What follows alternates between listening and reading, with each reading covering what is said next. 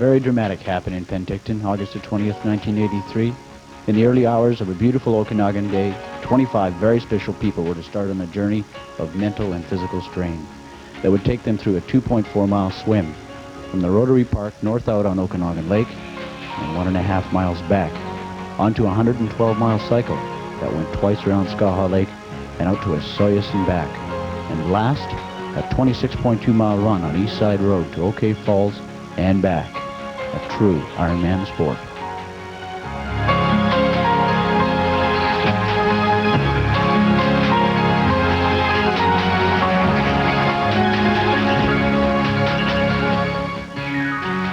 Penticton had the honor of being chosen the Canadian city to host the first Canadian International Ultra Triathlon. Triathlons are a new event consisting of 3 events, usually swim, bike, and run, with the Hawaiian Ironman being the first approximately 6 years ago. This summer alone, there will be over 175 triathlons in North America of varying lengths. The first Canadian Ultra Triathlon will go down in history as only the 4th full-length triathlon to date.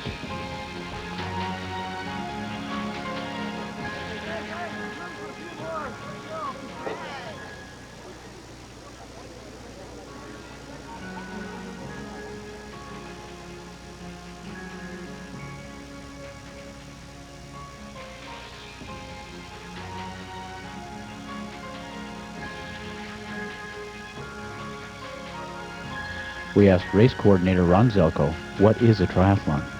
It's 3 different events, 2.4 miles swim, 112 miles a bike ride, and finishing with 26.2 marathon run.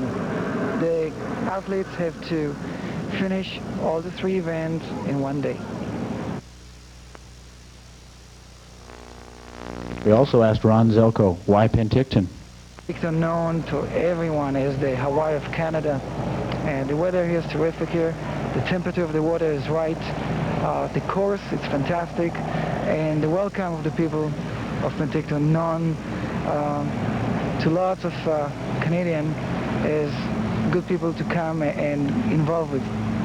Thank you very much, Ron. As we're getting down to 31, I would like to thank all of the athletes who are making history in the city of Penticton on our 75th birthday celebration year, and also thanks to Ron Zelko and the people who have done so much to put on this event.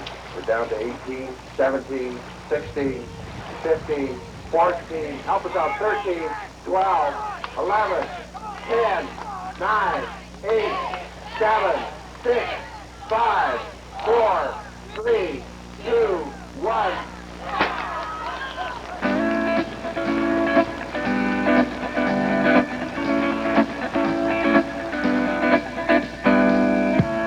Race has just started, and as you can see, that's Tom Price from Bellevue, Washington, already out on what appears to be a good lead. Tom's a very good swimmer, expected to finish first. Tom's previous triathlon experience includes a 2nd place in Victoria and a 5th place in mini triathlons, which usually consist of approximately 1/4 to 1/3 of the actual distance that will be covered in today's event. Another interesting point is out of the 25 competitors that are now in the water, only 2 have had previous experience at a full-length ultra triathlon. That was in Hawaii, and that's Chris Rositas and Rick Perron. So it should be a really interesting day from that point. And to fully understand the magnitude of what will be happening today, it's amazing to note that it took 9 months to organize the event that you're watching today, and approximately 250 volunteers from Osoyoos to Penticton.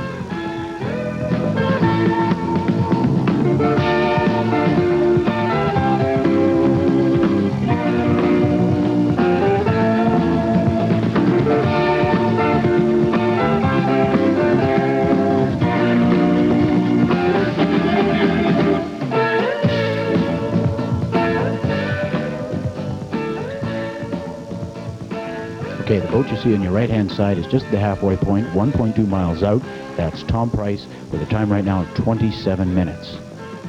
Right now he's got approximately 250-yard lead, looking strong. Our current leader, Tom Price, right now with a time of 54 minutes and 59 seconds, just coming out of the water into the transition area. And yesterday we had a chance to ask Tom a few questions about the triathlon. We've got Tom Price here on the triathlon. That'll be happening tomorrow, not too far away, Tom. Tom's the youngest competitor. He's 20 years old. He's from Seattle. Is that right, Tom? Yeah, I'm from Seattle. Great. Seattle. And Tom, we've got a couple of questions we'd like to ask you. One of them is, what are your race strategies going to be? Are you willing to divulge those right now? Yeah, I could tell you I'm going out hard on the swimming. Swimming is probably my strongest leg of the race. And I'm a good cyclist also, so the first 2 legs of the race, you know, I'd like to be going out really strongly. And then, you know, I'd like to go through that smooth enough so that I have enough left for the run. But, you know, look for going out pretty fast. Great. Any sponsorships, Tom? Are you sponsored by anybody? Well, I'm competing for the Bellevue Athletic Club's triathlon team that we have. We have quite a large organized team out in Bellevue, Washington. And they give me all the training support that I need. We have real professional coaching and stuff. But on the monetary side of things, I am footing the bill for a lot of this. And but you know, if I do well in this race, possibly some sponsorship might come along. Let's hope so. It is number 31. It is Penticton. Leading as they go out onto 1 left to the right from good luck. 20 years old. 1 point. How are you doing, say, on a daily basis prior to the race for this, as well as for how long? This is about the 3rd year I've been doing triathlons, and I've been training between 6 and 8 hours a day ever since spring. And you know, I put in about 20 miles of swimming a week and 200 to 300 on my bike, and try and run about 60 miles a week. And it takes quite a bit of time and effort. Yeah, I'm sure that does. That's a fair amount. Another question I think that we've got here. Yeah. Why have you entered the triathlon? What are the reasons that you're in the triathlon? This one and any other? Well, I always like challenges, and you know, something like this is, you know, it's a supreme challenge. You really have to push yourself mentally and physically. A tremendous amount of preparation goes into the race beforehand, and you know, when you compete in the race and compete in it well, there's just a great feeling of satisfaction that you don't really derive from a lot of other events. Unfortunately, shortly after this, Tom was taken out of the race due to severe back pains.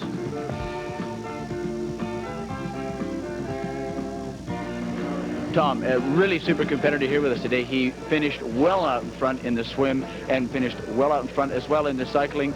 And then you sort of hit the wall, I guess, Tom. Can you sort of maybe try and explain what happened? Well, you know, on the road back from Osoyoos, we were facing about 30-mile-an-hour headwinds, and it forced me down on the drops, you know, on my bicycle handlebars, and spending, you know, like the last 45 miles in that position really put a big strain on my lower back. And I really didn't know how bad it was until I tried getting off my bike and couldn't stand up straight. And about 2 miles down the road, my back started spasming so bad that I fell down a few times. And the 3rd time that I fell down, I couldn't get myself back up, no matter how hard I tried. It was just, my back had just failed out on me.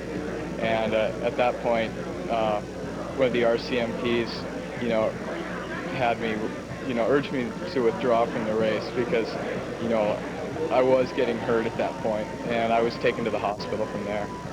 I spoke to a few people that had been there at the time that you did in fact fall down, and it was noted that, you know, the willpower was still there, you were still trying, but your lower back had pretty much given out then, eh? Yeah, I felt fresh everywhere else. My legs were, you know, still in really good shape from the cycling, and, you know, I had the urge to go on, but it was just a big breakdown inside myself that let me down. That's unfortunate. I also heard, and you know, you tell me whether this is correct, one of your toe clips on your shoe may have been a little bit misproportioned, and so you were cycling a little incorrectly. Do you think that might have been it, or was it really mostly the wind? Yeah, it was mostly the wind. That really caused the biggest problem. Great. We're going to see you in the Hawaiian Triathlon, and what about here next year? I plan to be back. This is a great race that you have here, and it's a challenge, you know, for all the athletes who participate, and I'd be proud to be back here next year. Well, we'd be really glad to have you, Tom, as well as the Jim and Doug as well from Bellevue. Really proud to have you here and want to see you again here next year. Good luck in Hawaii. Thank you very much. You're welcome. And now a word from our only Penticton entrant. We've got Rick Parent with us here. It's the day before the triathlon. Rick's our local favorite here, the only one entered from the Penticton area. Rick, we've got a couple of questions that we'd like to ask you, and the first one is, I suppose, the number of hours of training that you've been doing leading up to this, as well as for how long? Well, it takes quite a long time to do an Ironman because it's pretty arduous work. It being tri-aerobics, it takes an average between 4 and 8 hours of training a day. Because you've got your easy days, your moderate days, and your hard days. And it runs into a 7-day week. I'm sure that it does. Could you explain to us some of your race strategies? Well, race strategy is, we start from the swim. First of all, it's psychological just prior to going into the water. The strategy for the water is going to be a good pace to excellent pace, but not too fast, because I'm going to pick it up. If there is a fast swimmer ahead of me, I'll pick it up on the cycle, because the cycle is 112 miles, and you can really make up a lot of time there, which will also help your marathon, because a marathon is going to be obviously my weakest point, because I'm a little heavy and I'm not that, my stride's going to be short. So I'm going to pick up the most I can in the cycling. Great. And the reasons that you've entered this particular triathlon, as well as triathlons in general? The reason I entered this triathlon because there's kind of a patriotic kind of approach to it too. Being the first one in Canada, everybody wants to give it a shot, but being an Ironman, and which is also very, very difficult because it's a full triathlon, and that takes a lot of training. So this one, it was what we would call the Canadian granddaddy, if you want to put it that way. Okay, yeah. So that's really what we're aiming for. All the athletes, we're training really hard for that and trying to get that prestigious event behind us. And that goal is always prestige, always. Absolutely. Okay, Rick, I thank you an awful lot and I wish you luck. Sure, no problem. Thank you. Good.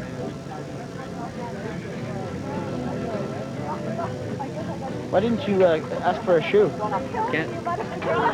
Would you get somebody to throw you a spare tire though, can't you? No, I can't. Notice on my bike I have all the spares. See, Rick ran into a bit of an unfortunate problem. Rick, would you explain that to us?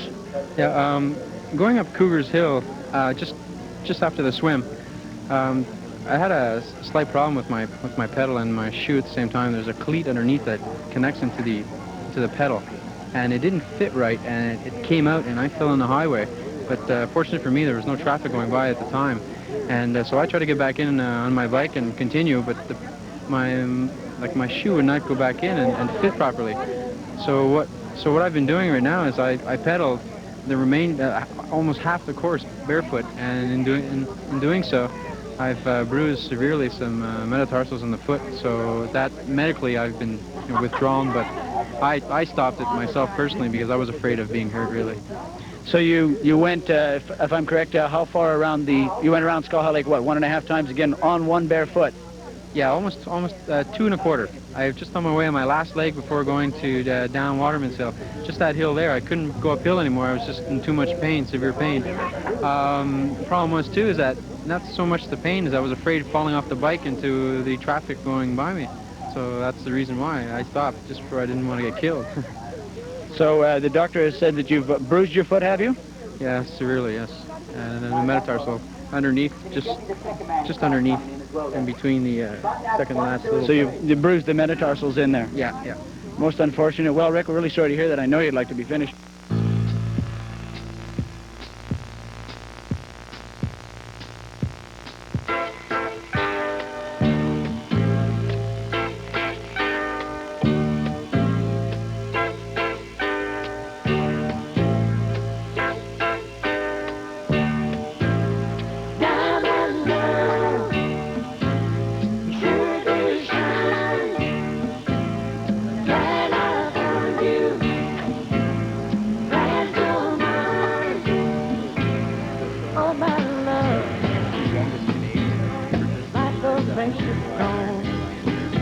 Which one's first?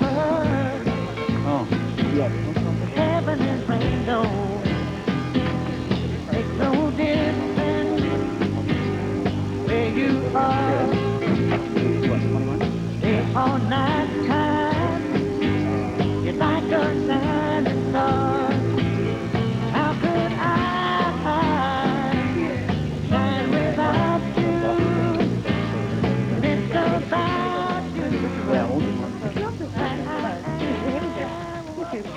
Jane, very much. Yes, all right. We've got Dyane Lynch here.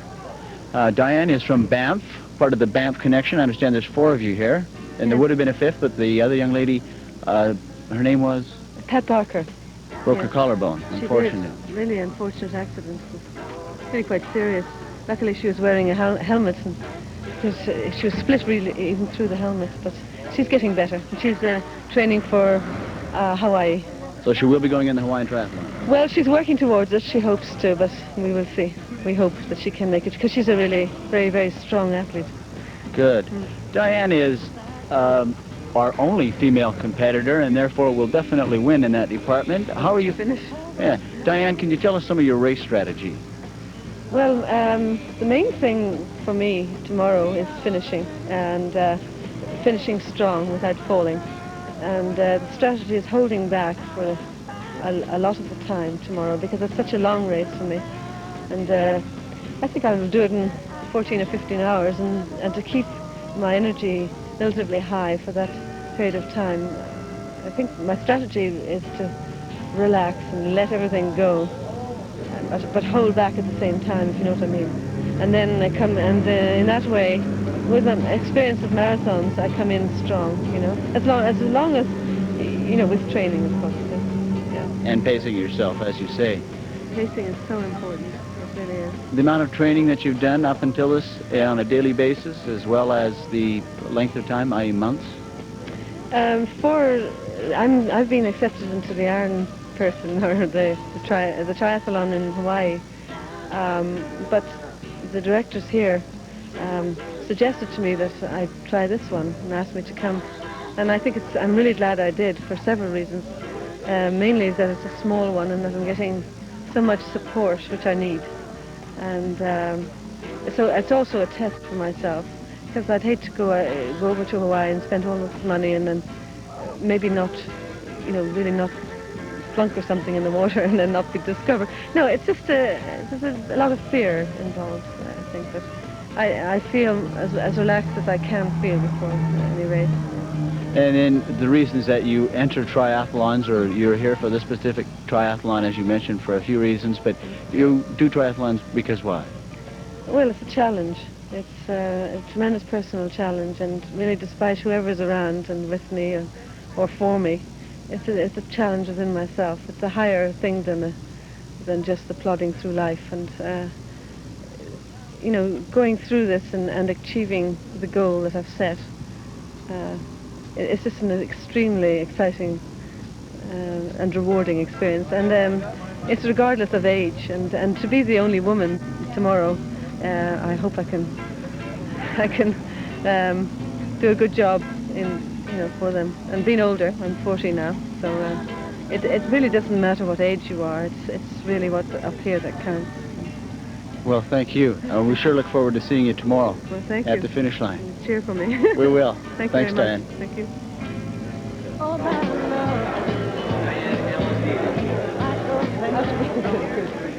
We've got Dyane Lynch here, our #1 competitor in the first Penticton, or for that matter, Canadian Iron Triathlon. Dyane, you had a really good pace throughout the race. How do you feel about it?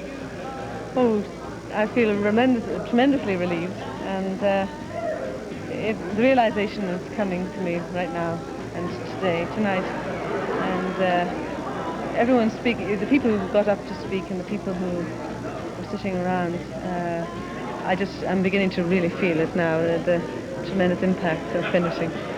So, and you, thank you very much for your support. You're quite welcome. How about the last couple of 100 meters? You were coming in and it was dark, and were you wondering if anybody was going to be there? What were the reactions you were going through? Well, I really had a feeling, I knew that people were waiting, because some people told me through the last few hours that people would wait up regardless of what time, and that felt very good, and I think that was part of my energy coming back. I knew that there would be some people there, and a lot of people rooting for me, and that was the most important thing. That was food for me, it really was, and you running with me, great, and then the van with Butch behind it, and then the occasional car going by. In the darkness of the night, it was a very, very wonderful experience. I mean, really was very special. You were one of the bright spots, without doubt, Dyane, in yesterday's event. Can we expect to see you again next year? Oh, for sure. I really am turned on to coming back here. I actually more coming back here than going to Hawaii. Hawaii is a very big thing. Big meaning that it's very impersonal, and the personalness of being here. And makes a nice difference. So you're going to be going to Hawaii along with a fair number of the competitors here, I understand. yes, there's quite a few of us from Banff. The Banff connection is going to head out that way. That's great. Oh, I hope so. And one thing I would like to mention is that Pat, I haven't mentioned before, and I'm on it's Pat Barker that she broke her scapula, and she would have really done you proud if she was here. Yeah, Pat has performed very well, and it was unfortunate she couldn't make it, but we look forward to hearing the results from Hawaii and seeing her here next year. Yes, for sure. I second that. Dyane, thanks again. Thank you. Super job. Thank you very much. You're welcome. Looking pretty good. Very strong marathoner. Should do really well. Mike Wagstaff, all right. Way to go, Mike.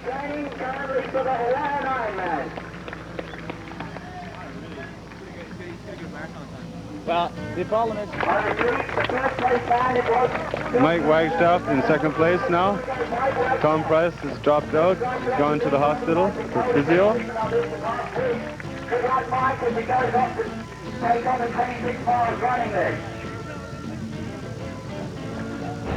Yeah, it's Mike. Huh?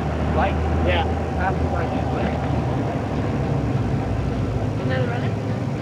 Guys, this pass is fading a little bit. Fading a little bit? Yeah. I think he's dying. You're probably right. Okay. Now, we've got Mike Wagstaff here who's really come on, particularly in the bicycle. He pulled himself up from quite a distance back. He was finishing somewhere 11th or 13th, somewhere in there in the swim. Managed to really pull along in the bicycle, put himself in a third position in the bicycle. Our number one has dropped out, of course, and he's just passed about a 3/4 mile back there. Terry Lewis, who had the lead, really looking good. Got a good pace going here. He's gonna be loosening up here. What do you like doing these Rubik's Cubes? I just can't figure them out. Yeah.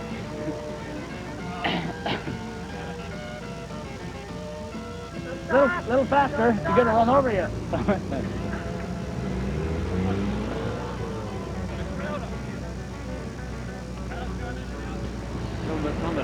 And you didn't think you were popular. Yeah. Mike, your only possible threat, although he's a long ways back there, is Adlington. Ron Adlington's got a good pace going. Real good pace, but he's back about 5.5, maybe 6 miles. What do you think, Rick? Yeah, about 6 miles back there, so he's just going to have to go like shit to catch you. Okay, we've got Mike Wagstaff here, our number one finisher. Mike, you were 7th out of the water. You came in 3rd at the end of the cycle. You were 1st, of course, at the finish. Tell us, how was it throughout the race there? Well, throughout the swim, it wasn't too bad. I just had to put up with it. Swimming's not my best sport, so I just put up with that. I came out of the swim 7th. I think I was, by the change, I was something like 4th onto the bike. Then I worked my way up through some just strong cycling using the tailwind, and I got myself into 3rd, and that's where I thought I would stay. It wasn't until some of the other competitors started to slow down a bit, I started to realize that I was a long way behind them. They were obviously good swimmers, good cyclists, and through that I hoped that they weren't such good at running. And I'm not a bad runner sometimes, so I just plugged away at it, and just happened to be there at the finish line, and no one had got there yet. That's right, yeah. Well, it was very fortunate for you that you are, in fact, as you mentioned, a good runner. You looked really strong throughout the event. And will we see you here again next year? What are our chances? I'm pretty sure I'll be back next year. Whether I'll be racing again, I don't know. This training for this sort of thing, to race it this hard and try and defend a trophy like this, is really very, very hard. Even just to finish one of these things, it takes a lot of time, a lot of commitment. I certainly think I'll be back to watch next year if I can, but whether I'll be racing or not, I'm not sure. Either way, we really look forward to seeing you here. And you're going to Kona to the Hawaiian Triathlon? Yes, this summer's training has been basically built up for the Kona World Championships down in Hawaii. That's the big one for me. I just want to get through that one and see how I do. This was basically taken as a training race and a learning experience, and I've managed to get through it all right. So I'll just see if I can improve on my time down there and just try and get that Ironman title once again down in Hawaii, the big one. Super. All right. Any projections on where you'd like to finish in the Hawaiian triathlon, Ironman triathlon? I never make a prediction of my placing or my time. As far as I'm concerned, if I go out there, I get to the finish line, and I know that I've given my 100%, my absolute maximum. To me, I've won. I don't care if there's people in front or people behind. If I've given my 100%, I can't do any more. That's all I try for. That's really well put. You've got a beautiful trophy there, Mike. I want to really congratulate you on behalf of everyone here. Thank you very much. I look forward to seeing you here again next year. The aid stations, like the one that you see in front of you here right now, were instrumental in really keeping the enthusiasm alive of the competitors. On the screen right now, you've got the winning times on the right-hand side and the competitors on the left. Mike Wagstaff was first, Ron Adlington was second, Terry Lewis third, Hugh Force was fourth, and on the bottom, Dyane Lynch, our first female competitor, in at position number 19. And as you can well imagine, with the first finish time of 10 hours and 41 minutes, with the last competitor coming in at 16 and a half hours, that's an awfully long time to be out there, and they're grinding and pushing the whole time. A really physical effort on the part of all the competitors. They are to be congratulated. And while we've got you, the real good news is that next year we're going to run, of course, the same thing all over again. We'll have the two, both the Peach Festival Triathlon and the Ironman Triathlon. Now, the dates for that have yet to be set, but we assure you that there is going to be, without a doubt, a full Ironman Triathlon next year. I want to invite you all to be a part of that because it'll be much larger than this year. The people to contact are the base at 493-1661, or just with the Chamber of Commerce. Lynn Bannert is the president this year of the society. They'll be handling that. Thank you.